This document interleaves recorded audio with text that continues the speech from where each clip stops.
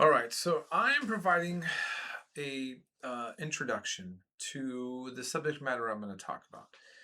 As I mentioned in several of my announcements, uh, every semester when I teach my Western Civ and World Civ class, I change the ending depending on current events because I want to give you all the best background I can on something that's huge going on. Well, there's many things going on in the world. So it's kind of tricky to always decide what to pick. But I think in terms of the West and what's happening with the United States, and the United States as a leader, as a last world superpower, as a Western nation, when I say world's last superpower, I mean last in the way that it has been up until China. Okay, so we'll get to that in a second. Um, so uh, it's been, Russia Ukraine was huge. And I end it with going over the Israel Palestine conflict and the Israel US war on Iran. And I pick some videos, um, whether it's my approach or the video's approach, there's going to always be discussion of where the bias is at. Um, I want to make this very clear. 27 years ago, roughly, I met a Jewish man who was an activist against segregation in the South where he grew up. And he fell in love with a Palestinian woman, and he went to Israel and he went to the West Bank to go see what life was like for Palestinians himself. And he exposed me actually to, there was a community of Jewish activists who were always critical of the policies of Israel. Um, and showed alternative viewpoints about them. So here's the point that I want to make. I've spent now roughly 27 years on this. In college, I wrote a lot of papers. I'm mainly showing videos that I vetted that I think have the solid enough information that you need on them. In my World Civ class, I go over this in much more detail. Okay.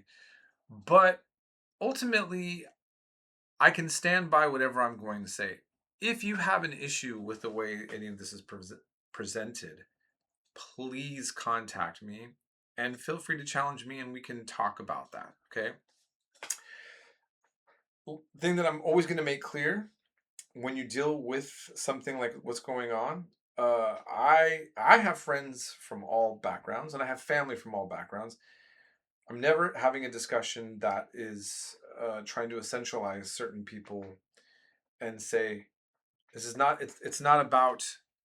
My discussion is not about Jews and Palestinians as a people. It's a discussion about ideologies, politics, and history. So that's what I just want to make clear. And having said that, also the war with Iran. I have many friends that are from Iran. Many are Assyrians, which are an ethnic minority. There are also many from Iraq.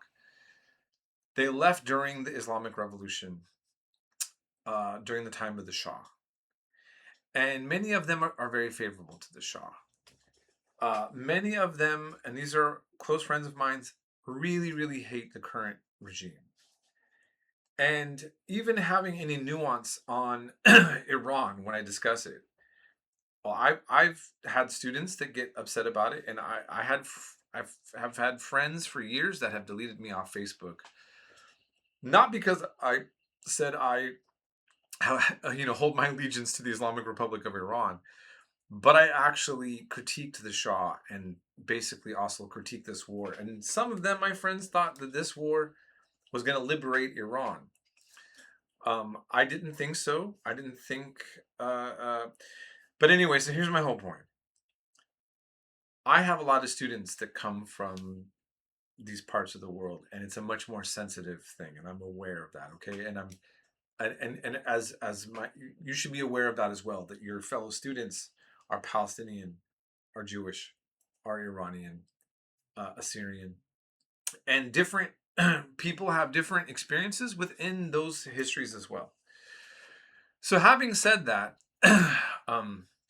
I've studied this. These are the topics I've studied the most over the years, and I'll stand by where I'm going to land the subject matter.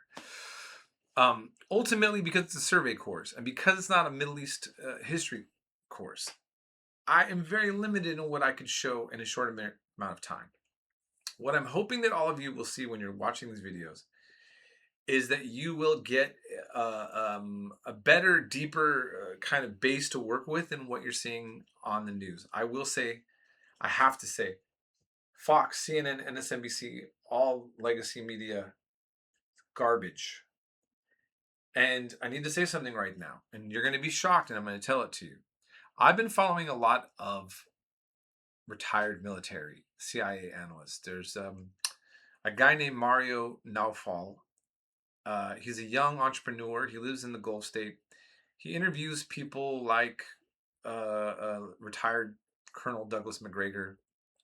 He used to even work for Trump. Some of these are former Trumpers. They're not all people that it's not an ideology driven set of people that I'm picking. I have a video of Pape, Dr. Pape, who's talks about the escalation trap. He's all over the place. He's trained U.S. military schools. He's worked for Republicans and Democrats. The consensus view is that the United States is losing the war against Iran, and that this is ironically making Iran stronger and now much more powerful than it ever was. You're not getting a lot of that on all the mainstream news, and what I want you to just understand is that well, you'll find out.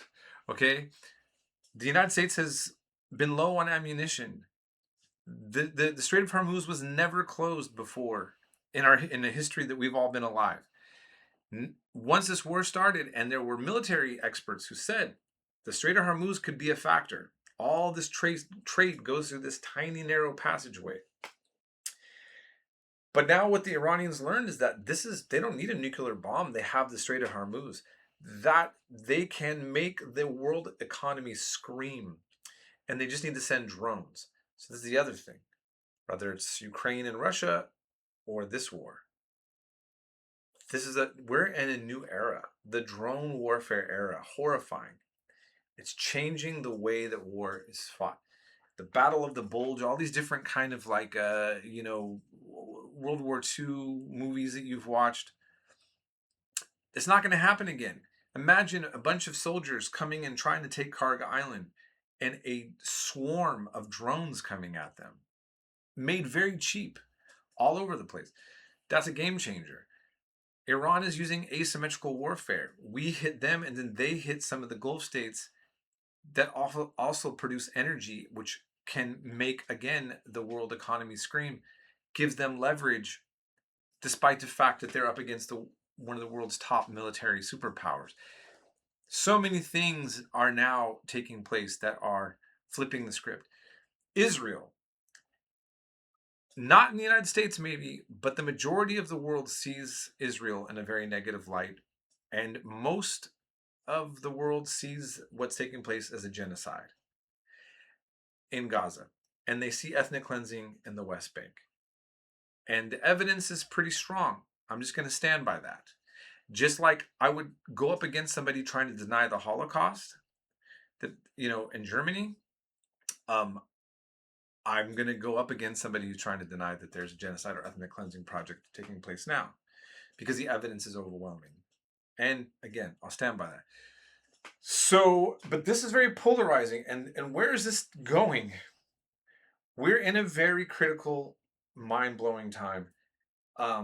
Where things are going to shift and change in ways that I'm not predicting anything. I can't say what's going to happen. History shows things can go worse, can go better, but what I can say is that it's shifting quite a bit. When people say history has a way of repeating itself, I always say yes by surprising us. I'll leave it at that.